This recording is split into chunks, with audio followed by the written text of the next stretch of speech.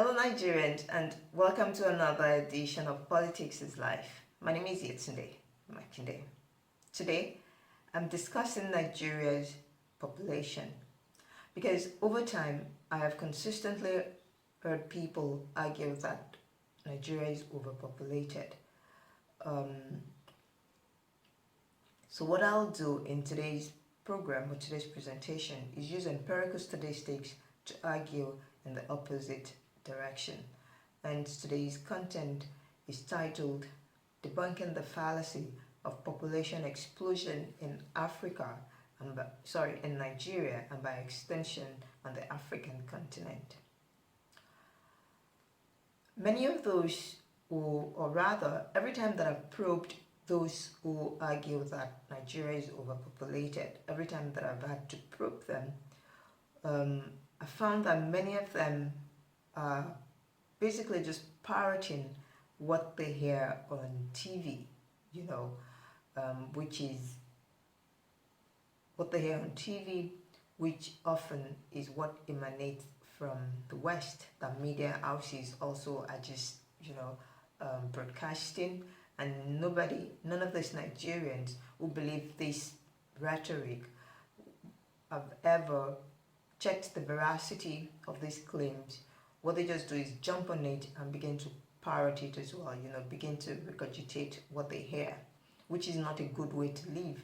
You must be able to verify and check the veracity of whatever it is you hear or that you want to disseminate. Just don't start spreading what is not verifiable. So let me even yield the ground to the people who claim that Nigeria is overpopulated and by extension the African continent. Let's yield the ground to them and say, okay, we're overpopulated. I hope those who say this are aware that there is an underpopulation problem in the global north. I might add that many of those who buy into this erroneous assertion that Nigeria is overpopulated also naively tend to think that the immigration policy of the West, all the countries in the West, Western countries, all have immigration policies, all of them. But naively, many of those who parrot that we are overpopulated think that these immigration policies originate from a place of compassion on the part of these countries. I'm sorry to have to be the one to burst your bubble, that immigration policies are founded purely on economic decisions. The immigration policy decisions are purely from an economic standpoint. There is no compassion in it. It's purely economic. Because you always need people. Every country needs people to be able to sustain the machinery of its economy. You couldn't have production without people, and you can't have consumption without people. So you always need people. That's the reason why countries of the global north and other developed world have these immigration policies to allow them absorb migrant workers who are ready to do jobs that they won't do. They leave that to migrant workers. So if the global north benefits from the supposed overpopulation of the African continent, because they have an underpopulation and they benefit from it, they're able to allow migrant workers come into their countries to sustain their economy, the machinery of their economies. Why then do we constantly have to hear? Why do they constantly harp on about how Africa is overpopulated if they benefit from it? That looks to me like propaganda. Looks like propaganda to me. If you benefit from something, why do you carry on about it? Why do you have to constantly talk about it and want to tell people in these other places how to live? If you benefit from that problem you say they create, because they also want to tell you that our number has an impact on climatic change. which is not true, which is why I say it's always important to verify the things you hear before you parrot them or before you jump on the bandwagon. Africa's carbon footprint, if you look on the carbon emission index, is negligible. And it is understandable why our carbon footprint or our carbon emission is negligible, because we're not industrialized. We're not a producing continent. We're an import dependent continent. All of our consumption comes from outside the continent.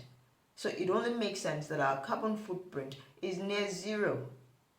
In contrast to that of China, that is the world's producer, that has very crazy carbon footprint. China has the highest carbon footprint in the world. That is also understandable because jobs and production have all been shifted to China. Having said all of this, and so that this makes sense, let's look at statistics. Let's look at median age of countries around the world. The median age of a country is a middle age in that country. Nigeria's median age is 19.4 years. Niger, with 14.8, has the lowest in the world. As a matter of fact, countries with median age 20 and below are on the African continent and in Asia. Now let's flip the coin and look at countries in the global north and other developed countries. Japan, 48. The median age for Japan is 48. Germany, 47. Monaco at 55.5 or 55.8, not too sure, as the highest in the world. The implication of this is that women in the global north and less developed countries aren't producing enough and reproducing enough, are not having enough children. So if Nigeria has a healthy median age, remember I said the lower the median age is, the better for the country. So there is no way your median age is healthy and then you would have a population growth problem, one that is considered a liability.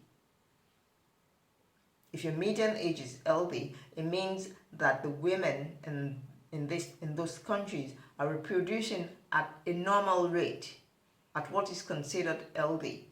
Let's look at another empirical statistic to further make a case for my position, which is that we're not overpopulated and that our number is an asset as opposed to it being a liability.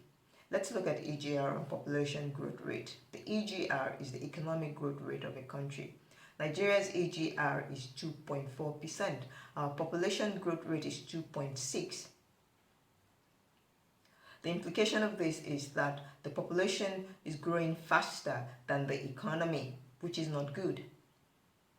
It's not good. It should be the other way around. Let me contrive this for you. What's going on in Nigeria is this. It's like a man who has 4, 10 or a dozen children, but isn't feeding his children. The children are famished, right? Now, are we going to fault the man and say, why do you have children?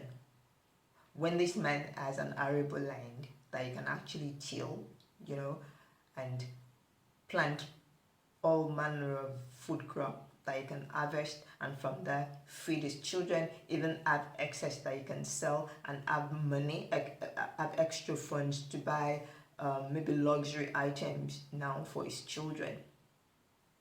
I'd like to hear from you. Are we going to fault this man for having children, or we're going to tell the man to get his act right and till his arable land, which is an asset to him? Which are we going to do? I did like to hear from the audience. Drop me a comment what you think it should be.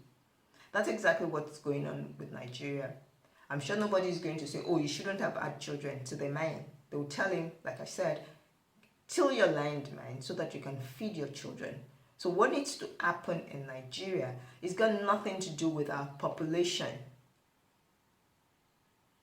What we need to do is get the economy to work so that we can grow our EGR to a double digit, to a level where it's higher, where the EGR is far outweighs the population growth. That's what needs to happen.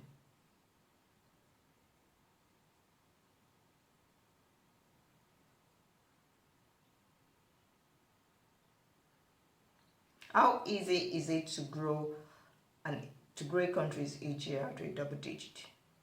Is it possible? Is it realistic? Can it be done? This must be questions going through the mind of the audience, which I will answer. To answer it, let's look at Rwanda.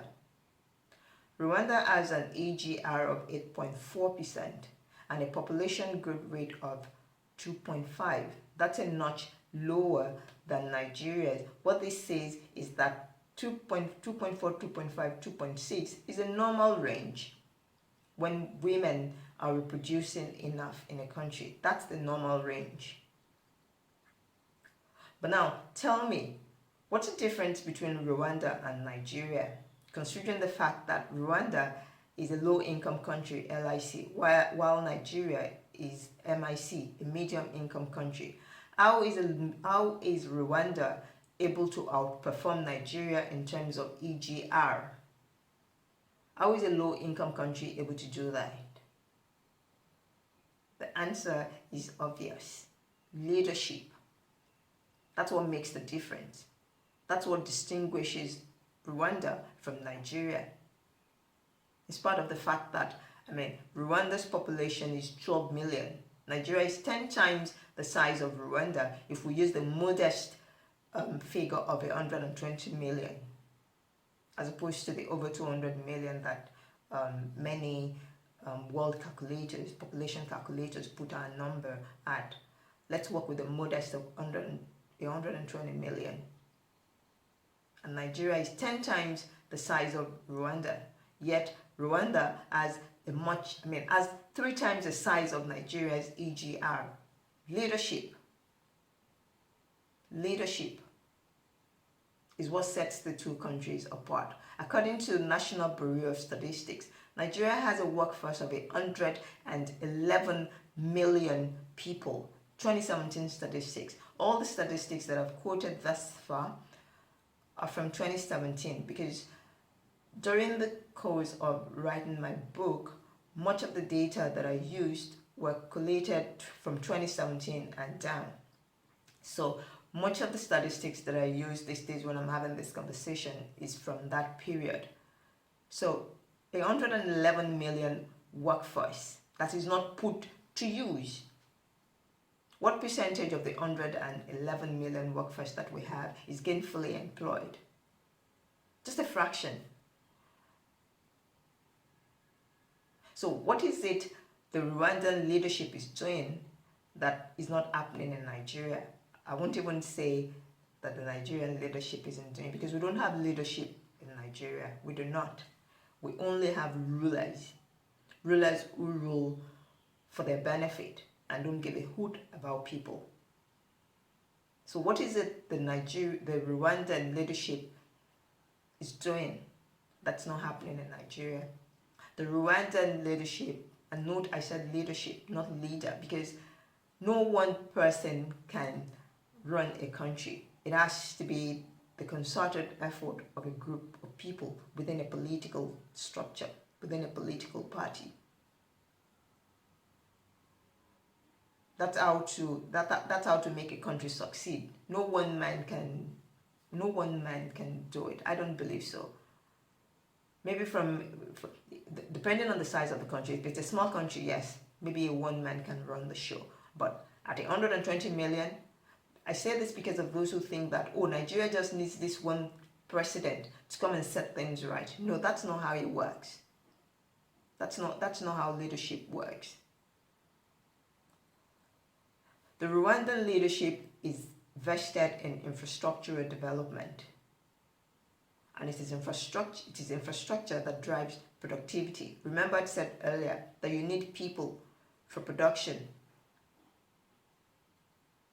So your people productivity is driven by infrastructure. If there is 24-hour electricity, productivity increases. Because rather than be able to work 8 straight hours, when there is no power, you only work for the number of hours that you have electricity, maybe which is maybe 30 minutes in a day. So there ends your productivity. So it's infrastructure that drives productivity. Productivity is what determines growth in a society. Economic growth rate. It's a function of the productivity of the labor force. So this is why I argue that our number is an asset and not a liability, contrary to what many would have us believe. As a matter of fact, the only reason why Nigeria hasn't gone the way of Venezuela or Sri Lanka, beside the fact that we still service our debt, the only other reason why that hasn't happened is because of our sheer number. Because in every human society, humans would always be humans, regardless of the fact that government is irresponsible or government shirks its responsibilities. People will still be people. People will still be people. People will still fall in love, get married, have children, send children to school, have parties, bury their dead, bury their loved ones. You know, life still goes on. I mean, even in war times, people still have children. So it's our sheer number that has kept the machinery of economy grinding. It's our sheer number that has consistently done that for us. So this is why I argue that our population is an asset and not a liability. It's never a good thing for you to just jump on a bandwagon simply because the West is saying it. What do you think would happen if Africa suddenly becomes, what do you think would happen in the global north if Africa suddenly becomes prosperous to the point where Africans no longer need to go into this country to seek employment and to seek a better life? If everybody stayed back on the continent, stayed back home and work and be productive at home, what do you think would happen with the issue of underpopulation in the global north, in the West? What do you think would happen? I did like to hear what the audience imagine would happen to the West, the economy of the West. What do you think would happen? So that's it from my corner of my corner of YouTube today. I hope you found value in what I've discussed. If you have, please like the content, share it, leave us a comment, subscribe to the channel as well, and hit the notification button when you do that, so that every time that we load something new, you'll be notified. What you can of course do to make us at LTM really happy is to consider making a purchase of my book titled Who Can or Will Save Nigeria? Entire Brigade of Technocrats. I've just recently done a series where I discuss the content of my book. You'll see the links to them in the description box. Until next time, it's Yetunde Olokun saying, Iriel.